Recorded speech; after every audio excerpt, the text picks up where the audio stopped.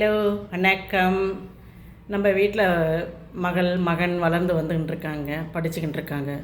நம்ம உறவினர்களோ இல்லை நண்பர்களோ பார்க்கும்போது, என்னப்பா பெருசாக இது வயசு ஓரளவு வந்தாச்சு, என்ன நீங்கள் மாப்பிள்ளை பார்க்க ஆரம்பிக்கலையான்னுவாங்க. அப்போ நம்ம பார்க்கணும் அப்படின்ட்டு இந்த மாதிரி மழுப்பிகள்லாம் பதில் சொல்ல வேண்டாங்க. என் மகள் படிச்சிட்டா, சம்பாதிக்கணும், அவள் மன ரீதியாகவும் அவள் ஃபினான்ஷியலாகவும் அவள் ரெடி ஆகணும். அதுக்கு கொஞ்சம் வருஷம் டைம் கொடுக்கணும். உடனே வயசாகிடுச்சு, நாள் போயினே இருக்குது, படிச்சுட்டாங்க இல்லையா, மாப்பிள்ளையை பார்க்க ஆரம்பிங்க, அதெல்லாம் வேண்டாங்க.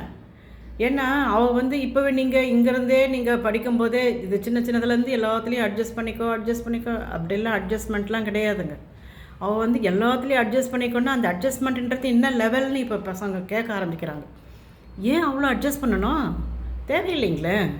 இப்போ நம்ம வீட்டில் அவள் வளரும்போது சின்னது ஒரு கடைக்கு போயிட்டு வராங்க, இல்லை சமையல் செய்கிறாங்க, சமையல் செய்யறதுல ஒரு சின்ன தப்பு வரலாம். இல்லை அவங்க மகன் இருக்கார், அவங்க மகன் ஆம்பளை பசங்கன்னா அப்படியே வீட்டில் உட்காண்ட்ருக்கணும், அவங்க சின்ன வெளி வேலைகள் தான் செய்வாங்க, உள்ள சமையல் கட்டுக்கு வரமாட்டாங்க. அப்படிலாம் இல்லைங்க. சமையலுக்கும் வரணும் கிட்ட. பையனும் பொண்ணும் 2 பேருமே சேர்ந்து சமையல் கற்றுக்கணும், சமைக்க தெரிஞ்சுக்கணும்.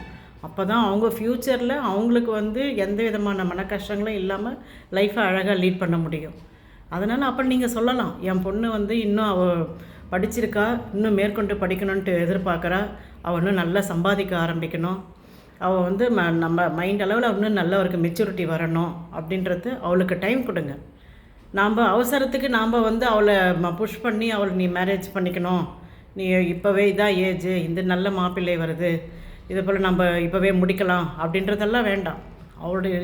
அவளுக்கு கொடுங்க டைம். அவளே மெச்சூரிட்டி வரும்போது இப்போ நம்ம ஓரளவு ரெடியாக இருக்கோம், ஃபினான்ஷியலாகவும் ரெடியாக இருக்கோம், மைண்ட் அளவுலேயும் நம்ம ஓரளவு மெச்சூரிட்டியாக இருக்கோம், இப்போ நம்ம சரின்னு சொல்லுவோன்னு அவளே சொல்ல வருவாங்க, அவளுக்கு டைம் கொடுத்தோம்னா. இப்போ நம்ம வீட்டில் இருக்கும்போது இப்போ சின்னதாக ஏதோ ஒரு சமையல் செய்யும்போது ஒரு தப்பு வரலாம். உடனே அப்பா அம்மா என்ன சொல்லுவாங்க, சரிம்மா இது பண்ணிக்கமான்னுவாங்க. அதே போல் தான் மாமியார் வீட்டுக்கு போகும்போதும் அவங்க சொல்ல வரணும். உடனே எங்கள் அம்மா இப்படி தான் செய்வாங்க, எங்கள் அம்மா வெண்டைக்காய் நீளமாக தான் கட் பண்ணுவாங்க, இப்போ வாழைக்காய் ரவுண்டாக தான் கட் பண்ணுவாங்க, ஏன் மாற்றி கட் பண்ணால் சாப்பிடக்கூடாதா அப்படின்ற மாதிரி அவளுக்கு கோவம் வரும் சொல்லும்போது. அதனால் இங்கேயே அவள் ஓரளவு பழக்கப்படுத்திக்கலாம். நம்ம எப்படி வேணாலும் நம்ம சமைக்க வரணும் நம்மளுக்கு கையில். அவளுக்கு பேசவும் வரணுங்க. எல்லாமே அட்ஜஸ்ட் பண்ணிக்கோலாம் சொல்ல முடியாது. அவள் திருப்பி பேசணும், கோவப்படணும், வெளியே அவளுடைய உணர்வுகளையே வெளிப்படுத்தணும். அப்போ தான் அவளுக்கும் உணர்வுகள் இருக்குதுன்னு சொல்லிட்டு ஃப்யூச்சரில் வர மாமியார் மாமனார் இல்லை கணவன் யார் வராங்களோ அவளுக்கும் உணர்வுகள் இருக்குது அப்படின்னு சொல்லிட்டு அவங்க ஓரளவு மரியாதை கொடுக்க வருவாங்க. ஓரளவுக்கு இல்லைங்க, நல்லாவே மரியாதை கொடுக்கணும். இல்லைன்னா வாழ்க்கை நீண்ட நாளைக்கு போகாது. அவள் உனக்கு என்ன இஷ்டமோ நீங்கள் சமைங்கம்மா அப்படின்னு அவங்க சொல்ல வரணும்.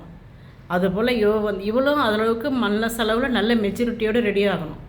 உடனே வாழ்க்கையை நம்ம இவ்வளோ அளவுக்கு கசப்பாக இருக்குதே அப்படின்னு அவளும் மனசளவில் ஒரு மாதிரி கசப்பான உணர்வோடு இருக்கக்கூடாது. வாழ்க்கைன்னா இப்படி இருக்கும், நம்ம எதையும் கடந்து செல்வோம், இப்படி பார்க்கலாம், இதுக்கு டைம் கொடுக்கலாம் அப்படின்னு அவளுக்கு ஒரு மெச்சூரிட்டி வரணுங்க. மெச்சூரிட்டி வந்த பிறகு நம்ம பொண்ணை நம்ம இந்த கல்யாணத்துக்காக ரெடி பண்ணிவிட்டு அவகிட்ட ஒப்பீனியன் கேட்டு அவளுக்கு மனசில் எப்படி பிடிச்சிருக்குன்னு தெரிஞ்சுக்கின்னு தான் அவளுக்கு கல்யாணத்தை நம்ம ஆரம்பிக்கணும். கரெக்ட் தானே?